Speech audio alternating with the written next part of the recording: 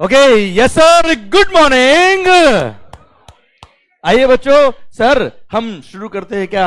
Sir chapter number 1 देखा जाए तो इस चैप्टर के बारे में मैक्सिमम बातें प्रैक्टिकली और कॉन्सेप्चुअली हमने डे 1 जब पढ़ा था कि जीएसटी कैसे आया था, क्यों आया था, what were the lacunas in the previous laws, clear, ये सब कई हद तक मैंने आपसे बातें ऑलरेडी करी हुई बेटा, हाँ है ना भाई, क्लियर। पर फिर भी इसको थियोरेटिकली एक चैप्टर फॉर्म में दे रखा है, क्लियर, जिसको हम समरी बुक से पढ़ रहे हैं बेटा, हाँ है ना भाई, क्लियर। आज तक इस चैप्टर का एक क्वेश्चन आया हुआ एग्जाम के अंदर बेटा, क्लियर सर, हाँ। पर फिर भी we can't afford to leave any of the topic बेटा, ओके बच्चों, क्लियर, ध्यान मेरी तरफ। आइए बच्चों, सर पढ़ते हैं समरी बुक से चैप्टर नंबर 1, आइए।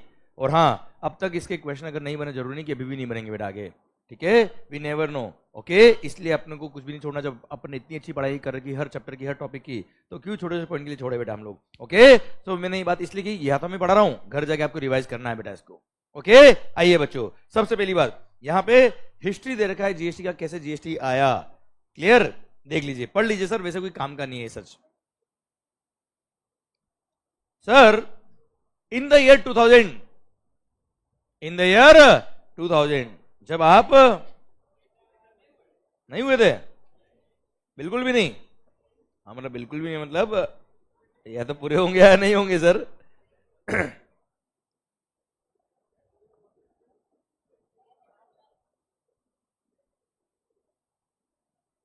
एक सेकेंड, पेंसिल,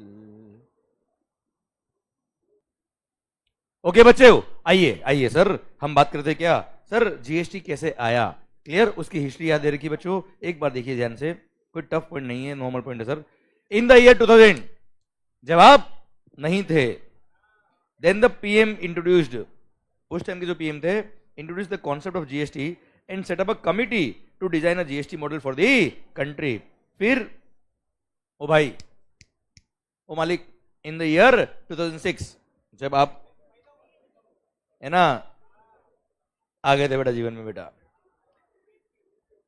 क्लियर, पढ़ो पढ़ो बेटा, ओ ज्यादा मत सोचो।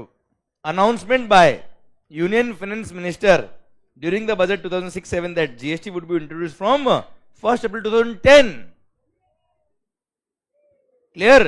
फिर 2010 तक कुछ भी नहीं हुआ था बेटा, वो मैंने बताया था पार्लियामेंट के अंदर, क्लियर सर, जहां पे बोला था क्या कि जीएसटी आएगा, पर सर मैंने आपको बताया था कांग्रेस गवर्नमेंट थी बेटा उस टाइम पे, कांग्रेस बीजेपी वाली बात नहीं, पर सर काम नहीं हुआ था, याद आया बेटा, जहां पे आईसीआई ने रिप्रेजेंटेशन दिया पार्लियामेंट जाके कि सर इससे तो ना हो पाएगा, याद आया बेटा बात, क्लियर, यस। एंड सर उसके बाद सर वहां गवर्नमेंट ने सर जीएसटी के लिए प्रयास करना छोड़ दिया, एंड देन 2014 में मोदी सरकार आई and the constitution 122nd amendment bill was introduced in the Lok Sabha, clear, 102nd मतलब 122 122nd amendment bill of the Indian constitution, भारतीय संविधान में अमेंडमेंट करने के लिए इन्होंने एक बिल पेश किया पार्लियामेंट के अंदर sir, and the 101st amendment act was enacted, और सर क्या हुआ उसके बाद बेटा, 101st अमेंडमेंट एक्ट इनेक्ट हो गया, और उसकी वजह से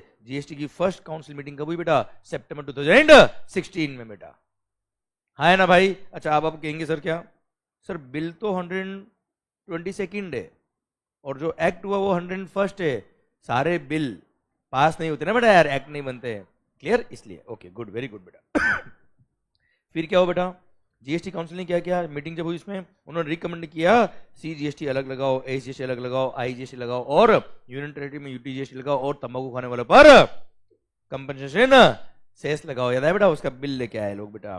फिर अप्रैल 17 में ये सारे एक्ट पास हुए बेटा, क्लियर, ये सब एक्ट जब पास हुए, क्लियर, उसके बाद 1 जुलाई 2017 से क्या हुआ कि सर जीएसटी इंप्लीमेंट होने वाला था बेटा, उससे पहले मई 17 में इन्होंने क्या किया, सारे रूल्स रिकमेंड किए जीएसटी काउंसिल ने कि इस तरह से जीएसटी इंप्लीमेंट होना चाहिए भाई, क्लियर। एंड सर उसके बाद 30 जून 2017 को all states except Jammu and Kashmir passed their SGST act, हर स्टेट गवर्नमेंट ने अपना अपना एसजीएसटी एक्ट भी पास कर दिया, क्लियर। और फिर 1 जुलाई 17 को इतिहास लिख दिया गया, हिंदुस्तान में जीएसटी लॉन्च कर दिया, and that date is celebrated as a GST day in India, हाँ है ना भाई, यस, अरे क्लियर सर एंड सर 8 जुलाई 2017 को महबूबा भी मान गई, याद आया बेटा महबूबा?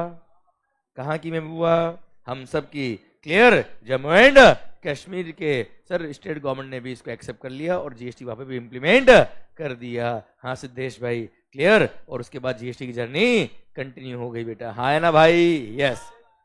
जीवन में बेटा सोच के खुश हो गया, कुछ करेगा भी बेटा सर।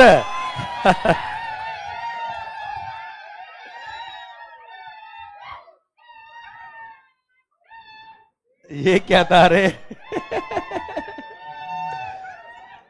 बस बस बस बस ऋषिकेश बस।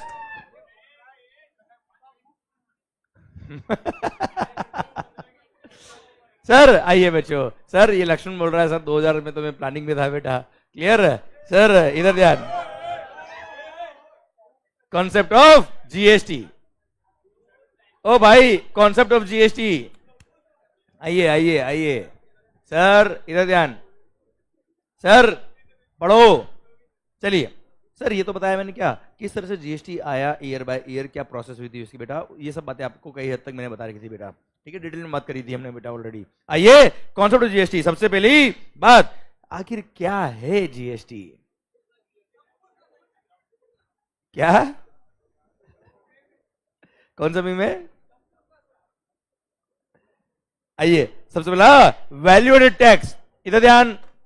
ओ भाई अरे पढ़ा रखा है, इधर ध्यान दोनों बच्चों। सर हर सप्लाई जब होता है बेटा उसमें जो वैल्यू एडिशन हो रहा है उसी पे टैक्स लग रहा है, क्योंकि परचेज में जो टैक्स पे किया उसका क्या मिल रहा है? ITC. So GST is a value added tax levied on manufacture, sale and consumption of goods और services. Continuous chain of tax credit बेटा।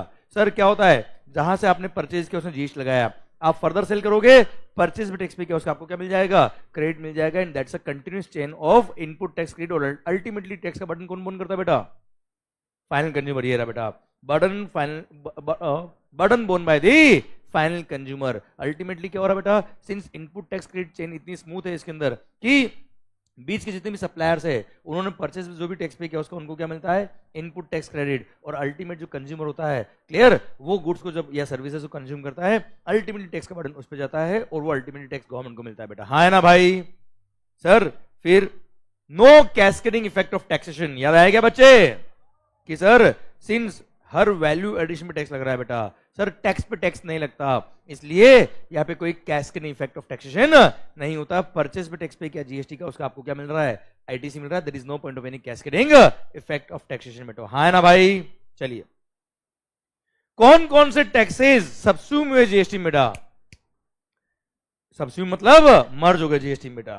Okay sir central levy subsumed in GST. कौन कौन सेंट्रल गवर्नमेंट टैक्सेस मर्ज हुए बेटा? First central excise duty and additional excise duty बेटा। Excise duty under medicinal and toilet preparations act. Then service tax, CVD and special CVD बेटा। ये actually import of goods पर custom लगता है ना बेटा, कस्टम वो मर्ज नहीं हुआ, कस्टम तो अभी भी है बेटा, पर कस्टम के साथ में एडिशनल ड्यूटीज लगती थी बेटा जो एक्साइज और वेट के बराबर होती थी बेटा। अभी एक्साइज वेट हट के क्या लग गया? जीएसटी और सेस लग गया बेटा, क्लियर? तो उनको हटा के जीएसटी लगा दिया गया बेटा और इसलिए इसको मर्ज कर दिया, सीवीडी एंड स्पेशल सीवीडी। अच्छा अब पुराने लॉज में क्या लिखा था क्या नहीं था वो आपको सब कुछ बहुत डेप्थ में जाने की जरूरत नहीं, नाम ये ध्यान रखना बेटा आप लोग, क्लियर? नाम जरूर ध्यान रखना बच्चा आप लोग। फिर CST central sales tax, surcharges and cesses in so far as the relate to supply of goods और सर्विसेज, वो सब भी मर्ज हो गए। पर कौन कौन से टैक्सेस मर्ज नहीं हुए? कस्टम्स ड्यूटी मर्ज नहीं हुआ। Sir excise duty on 5 petroleum products and tobacco and tobacco product, ये मर्ज नहीं हुआ। पता है आपको तंबाकू पे एक्साइज भी लगता है, जीएसटी भी लगता है और जीएसटी सेस भी लगता है, क्लियर सिद्धेश? यस ध्यान रखा कर बेटा। Sir state levy subsumed in GST. Sir अब ये तो मैंने बताया सेंट्रल गवर्नमेंट के टैक्सेस, अब क्या पढ़ रहे हैं बेटा? स्टेट गवर्नमेंट के टैक्सेस बेटा।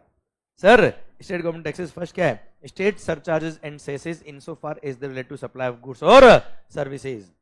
देन सर आविष्कार, मजा आ रहा है बेटा? गुड, तो उस मजा आने पे भी पहले टैक्स था बेटा, clear? Entertainment tax except those levied by local bodies बेटा। पहले मूवी देखने जाते थे ना बेटा तो उस पर लगता था क्या? एंटरटेनमेंट टैक्स, क्योंकि मूवी देखने जाना क्या था बेटा? एंटरटेनमेंट, एंटरटेनमेंट और एंटरटेनमेंट, हाँ है ना भाई? क्लियर? और सर ऐसे केस में एंटरटेनमेंट टैक्स को भी मर्ज कर दिया जीएसटी में, इसलिए मूवी टिकट पे भी क्या लगता है बेटा, जीएसटी लगता है बच्चों। Clear sir? अरे पढ़े ना हमने, मल्टीप्लेक्स थिएटर में जाएंगे तो टिकट को ही हम टैक्स इनवॉइस मान लेंगे, याद आया बच्चे? यस। फिर taxes on lottery, betting and gambling, entry tax, all forms and purchase tax, then VAT और sales tax, luxury tax, taxes on advertisement, ये सब मर्ज हो गए किसके अंदर? जीएसटी के अंदर। पर सर कौन कौन से टैक्सेस मर्ज नहीं हुए? स्टेट गवर्नमेंट के taxes, state excise duty on alcohol liquor for human consumption, P होगी ना बेटा आपने तो? क्लियर, गुड बेटा, क्लियर। और आप लेते हो ना चरस गांजा वगैरह बेटा, उसके लिए लिखा है बेटा opium, Indian hemp and other narcotic drugs and narcotics बेटा। सुनना ओम भाई, सर यहां पर सर जीएसटी ओपीएम वगैरह पे लगता है बेटा, क्योंकि जीएसटी केवल 6 गुड्स में नहीं लगता बेटा, तो सर ओपीएम वगैरह पे स्टेट एक्साइज है बेटा, क्या है बच्चे? क्लियर। और सर जीएसटी भी उसमें बच्चा, ओके पता होगा ना तेरे को तो खैर बेटा, ओके गुड बेटा, वेरी गुड। नार्कोटिक्स सर, और वो 5 पेट्रोल वाले गुड्स याद है बेटा आपको? ठीक है sir, and alcohol liquor for human consumption पे सेल्स टैक्स अभी भी वो मर्ज नहीं हुआ है। Then profession tax, electricity duty, stamp duty, toll tax, road and passenger tax, ये कुछ भी मर्ज नहीं हुआ है किसमें? जीएसटी में बेटा। अरे क्लियर मालिक? डन। आइए सर, अब मैंने क्या किया बेटा, ये जो मैंने आपको पढ़ाया है उसी को मैंने एक चार्ट फॉर्म में दे रखा है, सो दैट आपका अच्छे से रिवीजन हो जाए कि अल्टीमेटली हो क्या रहा है जीवन के अंदर बेटा। सबसे पहली बात, दारू पी बेटा आपने कभी? पीना भी नहीं बेटा जीवन में कभी भी बेटा। Clear sir? Alcohol liquor for human consumption पर जीएसटी लगता है बेटा, एक्साइज जीएसटी नहीं लगता है बेटा, एक्साइज लगता है, वेट लगता है और सीएसटी लगता है बेटा। पेट्रोलियम क्रूड वगैरह याद है 5 गुड्स, इन पे जीएसटी नहीं लगता, पर एक्साइज, वेट और सीएसटी लगता है। देन तंबाकू, tobacco and tobacco products, cigarette वगैरह पी ना बेटा आपने? कभी नहीं पी बेटा। क्लियर? तो बेटा बीड़ी छोड़, सिगरेट पिया कम से कम। क्लियर? तो ऐसे केस में सर ओ क्या बोल रहा है सर, 10 रुपए की क्या हर्षवर्धन, 10 रुपए की 10 रुपए की 6 आती थी पहले,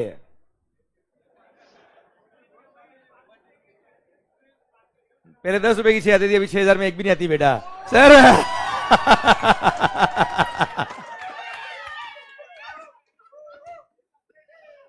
sir tobacco and tobacco product पे एक्साइज ड्यूटी लगता है और जीएसटी भी लगता है, हैं?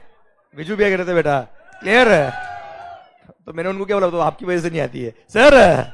वेट और सीएसटी नहीं लगता किस पे? टोबैको एंड टोबैको प्रोडक्ट्स पे बेटा। Then OPM, Indian hemp and other narcotic drugs, GST है, एक्साइज भी है बेटा, पर वेट और सीएसटी नहीं है। देन ऑल अदर गुड्स पे जीएसटी लगता है, पर इनमें से कोई भी टैक्स नहीं लगता बच्चों। यस या नो? बच्चों कभी कभी 2-2 मार्क के क्वेश्चन बन जाते हैं बच्चा। क्लियर? समझे मेरी बात? इसलिए हल्के में नहीं लेने का इनको बेटा, पढ़ने का। ठीक है? अगर नहीं आता तो मैं पढ़ाता ही क्यों बेटा आपको।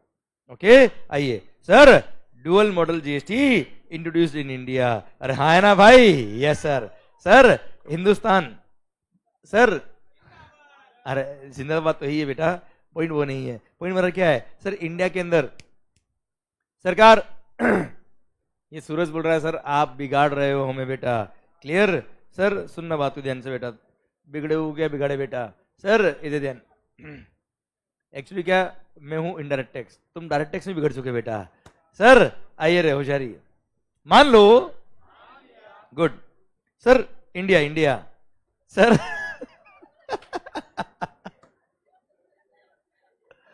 सर इधर ध्यान सर, मान लो, उंगली करना कभी कभी अच्छा होता है बेटा। सर इधर ध्यान, सर इधर ध्यान, इधर ध्यान होशियारी। Okay okay okay sir, okay okay okay sir, आपको पता है बेटा पूरा जीएसटी में पढ़ चुके बेटा। अब डुअल जीएसटी मॉडल क्या पता है कि नहीं पता है बच्चों आपको? क्लियर। इंडिया के अंदर सर केवल सेंट्रल गवर्नमेंट के टैक्सेस मर्ज नहीं हुए, जीएसटी लाते वक्त स्टेट गवर्नमेंट की लेवीज भी मर्ज हुई बच्चों, हाँ है ना भाई। इसलिए सिंस सेंट्रल गवर्नमेंट और स्टेट गवर्नमेंट को रेवेन्यूज डिस्ट्रीब्यूट करना था जीएसटी का, इसलिए government came out with the idea of dual model GST in India. और डुअल मॉडल जीएसटी से क्या हो गया बेटा, इन्होंने सीजीएसटी और एसजीएसटी या यूटीजीएसटी लगाया हर इंट्रा स्टेट सप्लाई पे बच्चों, क्लियर। और GST is destination based consumption tax, याद आएगा बच्चे, GST is destination based consumption tax. Ultimately goods और सर्विस जिस स्टेट में कंज्यूम होगी उस स्टेट को रेवेन्यू मिलेगा बच्चों, हाँ है ना भाई। तो उसी मॉडल से सर इन्होंने क्या किया, इंटरस्टेट सप्लाई पे आईजीएसटी लगाया। और आईजीएसटी का क्रेडिट किसको मिलेगा बेटा, सर सीजीएसटी और एसजीएसटी दोनों को, याद आया बेटा आपको। और अल्टीमेटली जिस स्टेट के अंदर वो गुड्स और सर्विस कंज्यूम हुई है उस स्टेट को रेवेन्यू मिलेगा, याद आया क्या भाई। यस, अब ये सब थ्योरी फॉर्म में दे रखा है बेटा आपको, ठीक है। मैं इन सबका प्रैक्टिकल एस्पेक्ट आपको पढ़ा चुका हूं बेटा, ठीक है। कुछ नहीं सर, इनको केवल एक रीड करने का बेटा, ज्यादा लैंग्वेज याद करने की जरूरत नहीं है आपको बच्चों, ओके ठीक सर। आइए functions of the GST network. भाई जीएसटी नेटवर्क काम क्या करता है बेटा, the functions of GST network includes facilitation registration बेटा। भाई फैसिलिटेटिंग रजिस्ट्रेशन, आप जाएंगे पोर्टल पे रजिस्ट्रेशन कराएंगे बेटा अपना, क्लियर। पोर्टल पे जाके कराएंगे ना बेटा, कोई दुकान तो है नहीं बेटा, क्लियर ना। डिपार्टमेंट जाके रजिस्ट्रेशन होता है बेटा, आपको पोर्टल पे जाके करना पड़ेगा बेटा। फिर forwarding the returns to the central and state authorities, आप जो रिटर्न फाइल करते हो बेटा उसको वो सेंट्रल गवर्नमेंट और स्टेट गवर्नमेंट की अथॉरिटीज को फॉरवर्ड करता है पोर्टल बेटा। फिर कंप्यूटेशन सेटलमेंट ऑफ आईजीएसटी, कि आईजीएसटी रेवेन्यू किसका होगा बेटा, जितना क्रेडिट सी के लिए काम आया उतना सी को ट्रांसफर करेगा, जितना क्रेडिट एस में काम उतना रेस्पेक्टिव स्टेट गवर्नमेंट को ट्रांसफर करेगा, याद है बेटा आपको। ये सेटलमेंट करता कौन है, पोर्टल करता है बेटा। Matching of tax payment details with the banking network बेटा, बैंक में आपने टैक्स तो पे कर दिया, पता पड़ा हमारे इधर आया ही नहीं भाई। फिर providing various MIS reports to central government and state government based on tax pay return information, जो आपने रिटर्न फाइल की उसके बेस पे वो कई सारी एमआईएस रिपोर्ट देते हैं कि इस सेक्टर से कितना पैसा आ रहा है, इस सेक्टर से कितना पैसा आ रहा है, इस एरिया से कितना टैक्स आ रहा है, इस एरिया से कितना टैक्स आ रहा है, ठीक है। बहुत सारी एमआईएस रिपोर्ट दी बेटा। Then providing analysis of tax payers profile बेटा, क्लियर। आपने पिछले कई सालों से क्या क्या काम किए बेटा, क्या टर्न हो रहा है आपका, कितना टैक्स पे किया नहीं किया, एवी बिल की स्टेटिस्टिक्स क्या है, ठीक है। वो सारी प्रोफाइल आपकी पोर्टल पे रहती है और वो डिपार्टमेंट शेयर कर सकता है, हाँ है ना भाई। Yes, benefit of GST, sir GST आने से फायदा ही फायदा होगा, क्लियर। 21 दिन में पैसा डबल, वेरी गुड बेटा।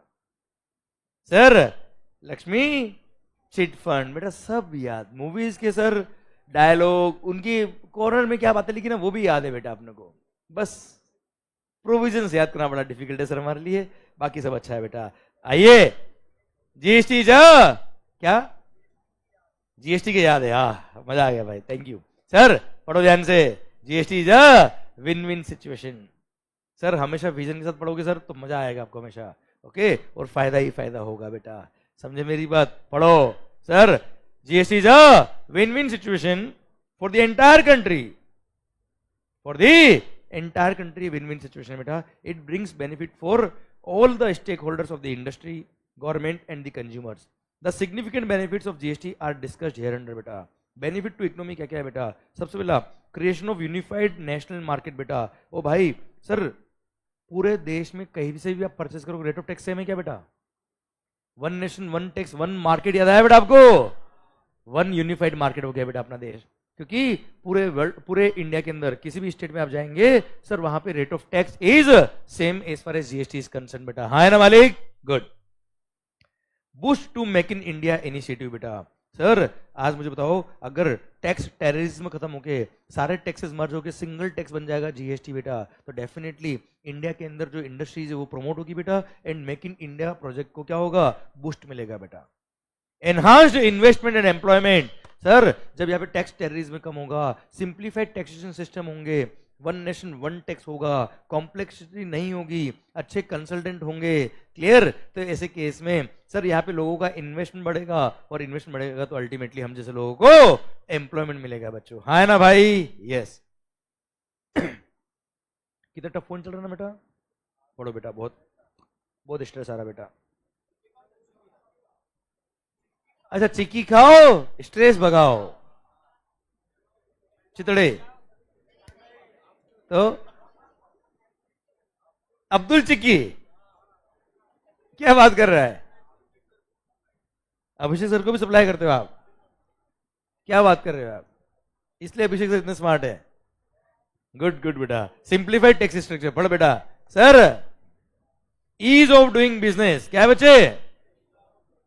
भाई अगर सिंप्लीफाइड टैक्स स्ट्रक्चर रहा तो definitely sir ease of doing business रहेगा और अल्टीमेटली बिजनेस बढ़ेंगे। Then certainty in the tax administration, जब पता है कि सर प्रोविजंस क्लियर है, वैग प्रोविजंस नहीं है, थ्रू आउट द कंट्री यही प्रोविजंस है, तो टैक्स एडमिनिस्ट्रेशन में भी सर इजी रहती है और सर्टेनिटी रहती है कि यही होने वाला है टैक्स के अंदर बेटा। वरना कई बार क्या होता है, लॉ के अंदर एम्बिग्यूटी इतनी होती है कि पता ही नहीं होता है कि प्रोविजंस का इंटरप्रिटेशन क्या है, और वहां पे कई सारा सर टैक्स एडमिनिस्ट्रेशन को भी इशू आते हैं बेटा उस केस में, क्योंकि लिटिगेशंस बहुत होते हैं बेटा, झगड़े बहुत है, रेवेन्यू कम आती है, पैसे सर झगड़ों में निकल जाते हैं बेटा सारे।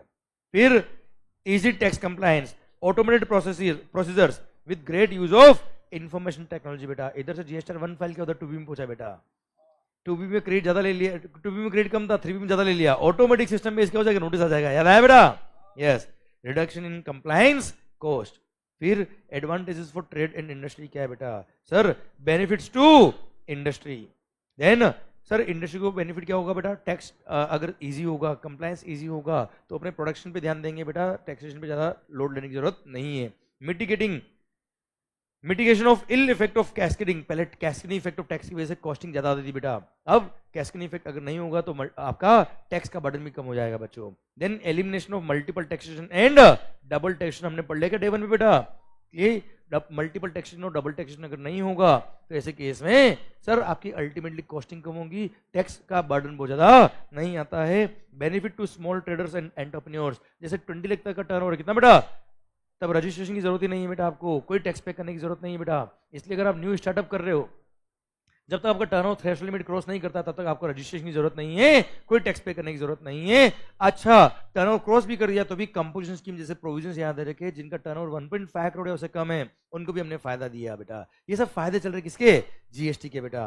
Then buoyancy to the government revenue, GST is expected to bring buoyancy to the government revenue by widening the tax base and improving tax payers compliance. Sir जो सक्सेसफुल रहा है इनका टैक्स बेस बढ़ने वाला, मतलब लोगों ने सर पहले कई सारे लोग लाइबल फॉर रजिस्ट्रेशन थे, रजिस्ट्रेशन कराते ही नहीं थे बेटा, फिर जीएसटी आया तब लोगों ने बोला अब सिंप्लीफाइड हो गया है, पूरे देश के अंदर एक ही सिस्टम है, क्लियर क्रेडिट भी पूरा मिलने वाला है, कोई मल्टीपल टैक्स नहीं होने वाला है, कोई कैस्केड इफेक्ट नहीं होने वाला है, रजिस्ट्रेशन करा लो साहब, तो टैक्स बेस भी बढ़ गया बेटा, बहुत सारे लोग रजिस्ट्रेशन कराने आए, क्लियर, एंड अल्टीमेटली गवर्नमेंट की रेवेन्यू बढ़ी और टैक्स पेयर की कंप्लायंस भी बढ़ी बेटा इसके अंदर जीएसटी आने के बाद बच्चों। क्लियर, डन, समझे? ये मैंने कल हेडर दे रखे थे बेटा, फिर मैंने कंटेंट थोड़ा आपको एक्सप्लेन कर दिया बच्चों। वैसे एक्चुअली स्टडी मटेरियल देखेंगे अगर हम तो उसमें हर एक पॉइंट को एक्सप्लेन किया हुआ है बेटा, पर इतना अगर आप पढ़ोगे भी तो अल्टीमेटली चैप्टर छोड़ने वाले बेटा आप लोग, इसलिए इंस्टेड ऑफ आप समझे मेरी बात, आप चैप्टर छोड़ दे तो मैं आपको उतना ही पढ़ो ना यार जितना आप रिटर्न कर पाएंगे, मुझे पता है सर इसके अंदर क्या होने वाला बेटा। क्लियर, चलिए कॉन्स्टिट्यूशनल प्रोविजंस क्या है बच्चे? भारतीय संविधान। अरे क्लियर सर, अच्छा केतन बोल रहे हैं इधर, अब्दुल भाई चक्की वाले प्रमोटर अभिषेक सर बेटा, वेरी गुड बेटा सर, गुड गुड गुड। अच्छा मेरे को तो आज पता पड़ा बेटा, जीएसटी खत्म हो रहा तब तूने बताया चक्की के बारे में बेटा। हाँ तो सच में नहीं तो क्या हो गया, जैसे अभिषेक सर को बताया मेरे को बता देना तू बेटा यार। क्लियर, चीटिंग करी इसने बेटा मेरे साथ कुल मिला के, है ना? ओके आइए आइए आइए आइए सर इधर ध्यान। Okay okay sir, constitutional provisions यहां पे लिखो, यहां पे लिखो इंपॉर्टेंट। इस चैप्टर के अंदर अगर कोई क्वेश्चन बन सकता है तो इसका बन सकता है बहुत जल्दी से, अच्छे से। ओके, इंडियन कॉन्स्टिट्यूशन के कौन से प्रोविजंस में लिखा हुआ है कि जीएसटी आना चाहिए, जीएसटी काउंसिल बननी चाहिए, वो सब हम पढ़ने वाले बेटा। पावर टू लेवी, अच्छा पता है भारतीय संविधान क्या है बेटा? इंडियन कॉन्स्टिट्यूशन क्या है? It is parent law of each and every law in India बेटा, है ना? भारतीय संविधान से आगे कुछ भी नहीं है। अगर कोई provision beyond the Indian constitution है तो उसको बोलते हैं अल्ट्रा वायर्स द कॉन्स्टिट्यूशन बेटा, है ना? और वो एब इनिशियो इनवैलिड हो जाता है, वर्ड हो जाता है बच्चों। यस या नो भाई? क्लियर, आइए बच्चों। Power to levy and collect taxes whether direct और indirect emerges from the constitution of India in case any tax law, be it an act, rule, notification or order, is not in conformity with the Indian constitution, it is called ultra vires the constitution and is illegal and void. जो भी मैंने बोला बेटा आपको, हाँ है ना भाई? यस, कोई टफ पॉइंट? सिंपल पॉइंट, इनको रीड करो अच्छे से, रिटर्न कर जाएंगे बेटा. आइए, the significant provisions of the constitution relating to taxation are. कभी कभी एमसीक्यू में आता है बेटा कि कौन से आर्टिकल नंबर की वजह से ये हुआ, ठीक है? वहां आपके 1 मार्क 2 मार्क के क्वेश्चन बनते बेटा इसके. Sir first article number 265. Article 265 क्या कहता है बेटा? Article 265 of the Indian constitution prohibits arbitrary collection of tax. आप जबरदस्ती टैक्स कलेक्ट नहीं कर सकते. क्लियर? जब तक लोनर नहीं बोला तब तक आप कलेक्ट नहीं कर पाएंगे. It states that no tax shall be levied or collected except by the authority of law. Without the authority of law, you cannot collect any tax. The term authority of law means that tax proposed to be levied must be within the legislative competence of the legislature imposing the tax. जो कानून tax लगा रहा है उसके jurisdiction के अंदर क्या होना चाहिए? टैक्स कलेक्शन होना चाहिए बच्चों. ओके, फिर article number 246. It gives the respective authority to union and state government for levying the tax. Union government मतलब सेंट्रल गवर्नमेंट बेटा, स्टेट गवर्नमेंट मतलब हर रेस्पेक्टिव स्टेट की गवर्नमेंट बेटा. Clear? Whereas parliament may make laws for the whole of India or any part of the territory of India. Clear? The state legislature may make laws for whole or part of the state. Sir सुनना, article 246 से article 246 से central government को power मिला कि पूरे India के लिए किसी भी पार्ट के लिए आप कोई टैक्सेशन लॉ बना सकते हो बेटा. ठीक है? आर्टिकल 246 से स्टेट गवर्नमेंट को भी पावर मिला कि अपने स्टेट के अंदर वो कोई भी टैक्स चार्ज कर सकते हैं. क्लियर? यहां से पावर मिला गवर्नमेंट्स को बेटा. फिर sir 7th schedule to article number 246 क्या बोलता है बेटा? It contains 3 list. आपने पढ़ा होगा, union list, state list, concurrent list. हाँ है ना भाई? Yes. which enumerates the matters under which the union and state governments have the authority to make the laws. List 1, which is the union list, it contains the matters in respect of which the parliament, that is central government, has the exclusive right to make the laws. State list, list number 2, it contains the matters in respect of which state government has the exclusive right to make the laws. जैसे बेटा पहले cell of goods पर, cell of goods पर केवल state government का right था क्या? Tax लेने का बेटा.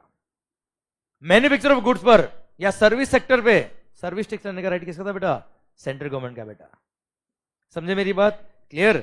और concurrent list, it contains the matters in respect of which both the central government and state governments have the power to make the laws बेटा. हाँ है ना भाई? अब सुनो, पहले सेल्स टैक्स लिखा था कहां पे? स्टेट लिस्ट में बेटा. सर एक्साइज का लिखा था बेटा?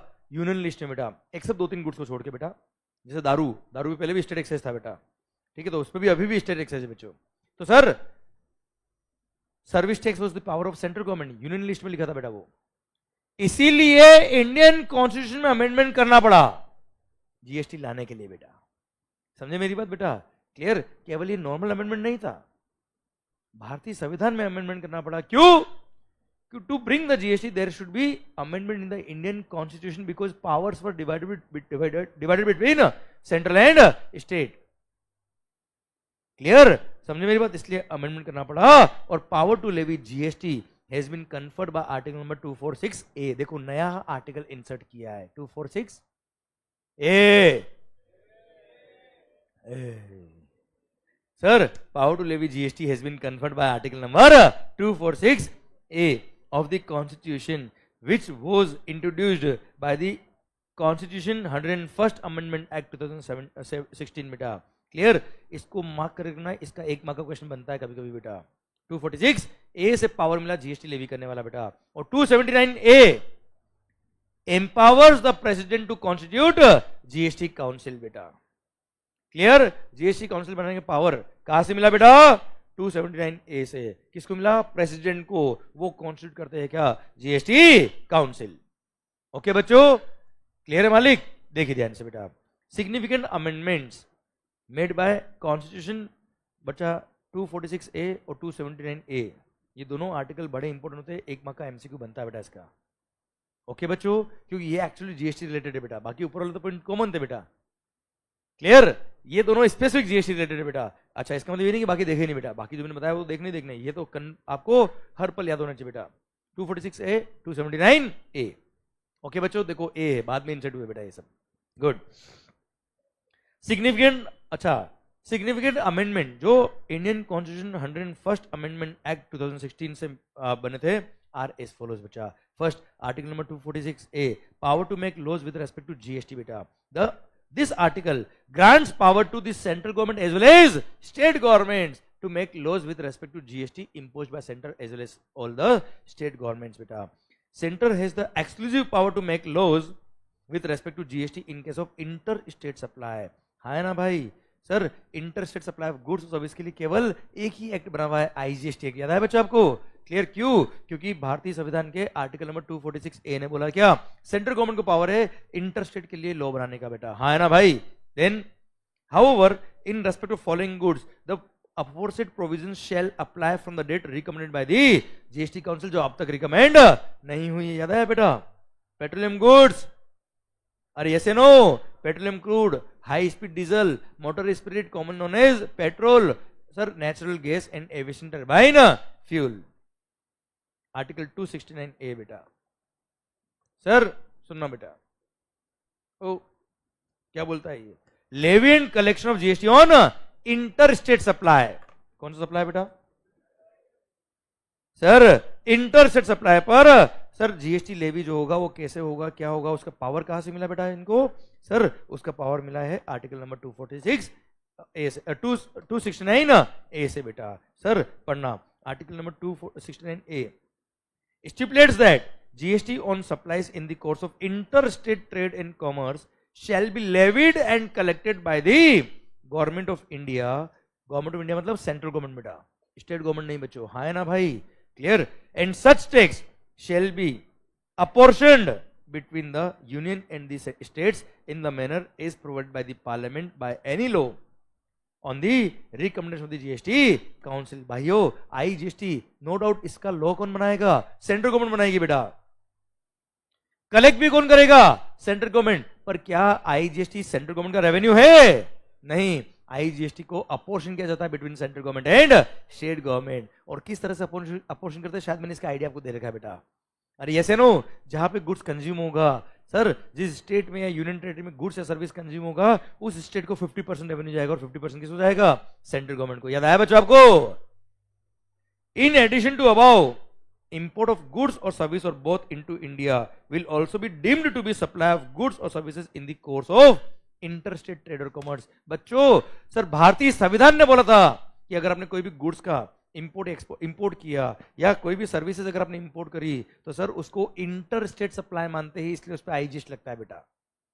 समझे मेरी बात? यस।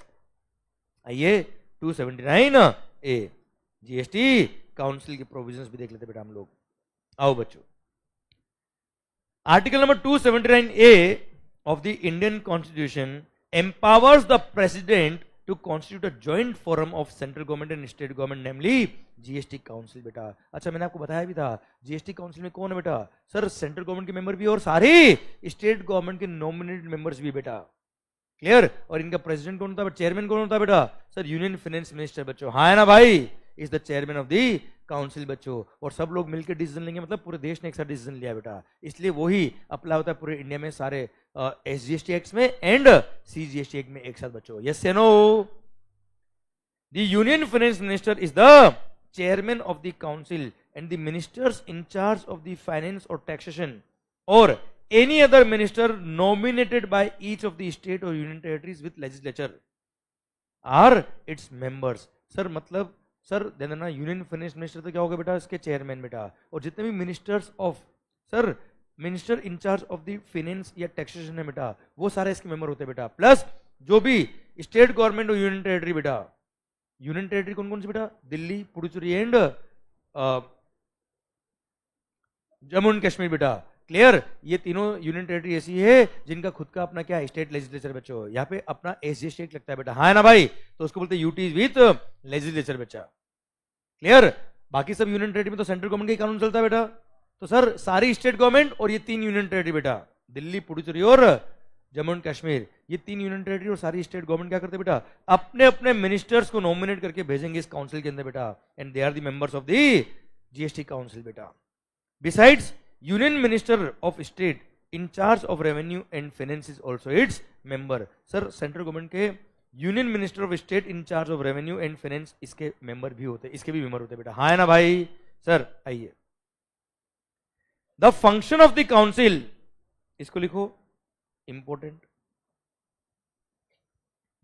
मैंने एक लाइन में लिखा है, आप इसको 2-3 पॉइंट बना सकते हो बेटा. The function of GST council is to make recommendations to the union और state government on the important issues like. अब फर्स्ट पॉइंट बना देना क्या, टैक्स रेट्स. आपने पढ़ा ना सर, जीएसटी रेट कौन डिसाइड करेगा, जीएसटी काउंसिल. एग्जम्पशन कौन सी गुड्स को देना है, कौन सी सर्विस को देना है, कौन डिसाइड करेगा, जीएसटी काउंसिल.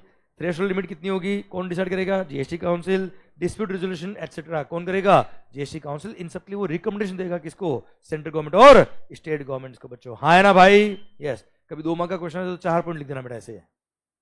समझे मेरी बात. चलिए, GST council also recommend the date on which GST is to be levied on petroleum crude, high speed diesel, motor spirit common known as petrol, aviation turbine fuel और natural gas जो अब तक notify नहीं हुई. हाँ है ना. तो ये फंक्शंस ऑफ जीएसटी काउंसिल हो गए बेटा. क्लियर. जीएसटी काउंसिल कैसे बना, उसका कॉन्स्टिट्यूशन क्या है, वो मैंने आपको समझाने की कोशिश करी. ये कुछ सेलेक्टेड पॉइंट मैंने यहाँ समरी बुक में आपके लिए डाल रखे हैं जो शायद सफिशिएंटली आपको समझ में आए होंगे बेटा. हाँ है ना भाई. एटलीस्ट इतना पढ़ ले तो अपना रिस्क कवर होता है चैप्टर नंबर 1 का बेटा. क्लियर. समझे मेरी बात. बहुत सारे बच्चे इसको बिल्कुल छोड़ देते बेटा, पर हम लोग क्या करते हैं कि उसको इस तरह से पढ़ाते हैं कि आपको छोड़ने का चांस ही नहीं मिले बेटा. इसको अच्छे से समझ में आया होगा. I hope you got the entire point. और सर आपके लिए एक मैसेज लिखा है क्या, CA means challenge it, achieve it and loop it.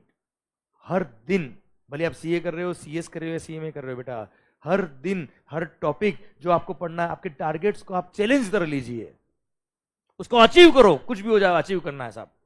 And loop it, make it a habit. Clear. Then definitely I will be a chartered accountant और a cost accountant और a company secretary as the case में. इसी के साथ भारत माता की जय.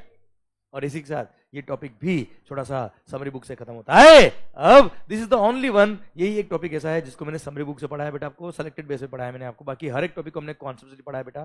Clear. I hope sir सारे टॉपिक आपके एंड पे क्लियर है बेटा. इसी के साथ भारत माता की जय. क्लियर. आइए चैप्टर 1 के क्वेश्चन भी देख लेते बेटा हम लोग.